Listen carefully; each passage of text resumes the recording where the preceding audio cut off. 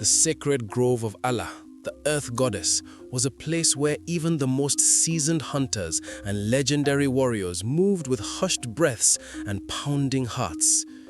It was a dense, ancient pocket of forest that had stood since the dawn of the world, never once feeling the bite of an iron axe or the searing heat of a farmer's clearing fire. The trees within the grove were draped in long, trailing curtains of grey moss that looked like the tangled, unwashed beards of mountain giants. The air inside the grove was strange. It always felt several degrees cooler than the rest of the village, and it was thick with the heavy, intoxicating scent of damp earth, ancient wood, and rotting leaves. It was strictly forbidden for any villager to enter the inner sanctum of the grove without the presence of the chief priest, for the gods were known to be temperamental and jealous neighbors who did not take kindly to uninvited guests trespassing on their holy ground.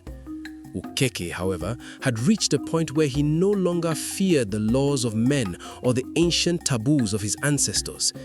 His desperation had become a shield against his fear, and his pride had become a goad that pushed him toward the unthinkable. He waited until the moon was high and the village was draped in the heavy silence of deep sleep, the only sounds being the distant, hypnotic thrum of night crickets and the occasional lonely bark of a farm dog guarding a nearby hut. He crept past the last of the sleeping households, his heart hammering against his ribs like a trapped bird trying to break free from a wooden cage. He carried no machete or hoe, for he came not to harvest or to walk, but to beg for his very life and the restoration of his name. As he stepped over the boundary of the grove, marked by a line of sacred white chalk and dried palm fronds, the silence of the night became absolute. Even the night insects seemed to hold their breath in anticipation of his arrival, as if the forest itself were watching his every move with 1,000 invisible eyes.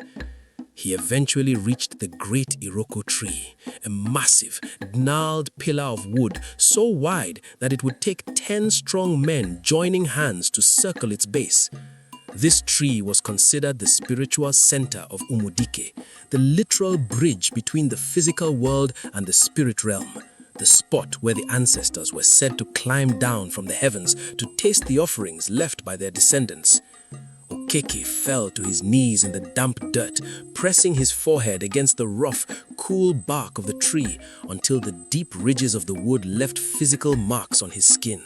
Mother of the soil, hearer of whispers, she who breathes life into the seed, he began, his voice a low, desperate tremor that seemed to be swallowed instantly by the thick moss hanging above him. I am Okeke, the only son of Ude.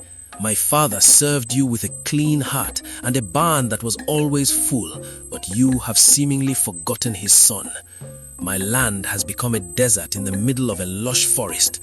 My children's ribs show through their skin like the cage of a sun-bleached fish abandoned on the riverbank. I am a laughingstock in the market, a man who owns the horizon but cannot fill a single bowl with grain. Why have you closed your womb to my labor? Why do you allow my name to be dragged through the dust of the marketplace while lesser men flourish? He waited in the darkness, half expecting a bolt of divine lightning to strike him down for his insolence and his trespassing. But there was no immediate answer, only the sighing of the wind through the high canopy.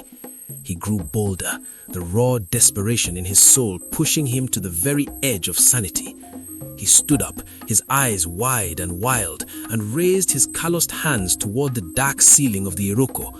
I make a covenant with the spirits of this land tonight, he declared, his voice gaining a frantic, unnatural strength that echoed through the trees.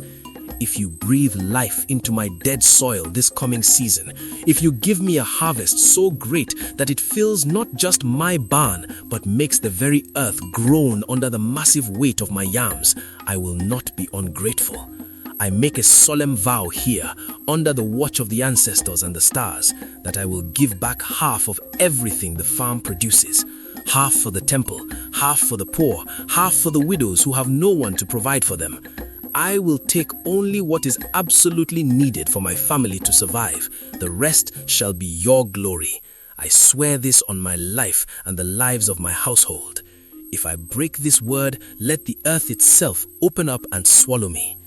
The moment the final word of his vow left his lips, a sudden violent shudder ran through the ground beneath him. It was not a broad earthquake that shook the whole village, but a localized, intense vibration that moved through his feet and up his spine. A heavy, rotted branch high above snapped with a sound like a gunshot and came crashing down through the undergrowth, missing him only by a few feet.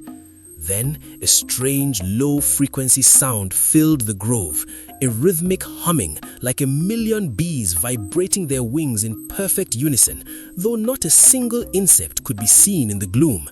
Okeke scrambled backwards, his eyes wide with a terrifying mixture of horror and ecstatic hope. He turned and ran as fast as his legs could carry him, never looking back until he reached the safety of his own hut, unaware that while men may forget their promises in the light of day, the gods are the most meticulous and unforgiving bookkeepers in the universe.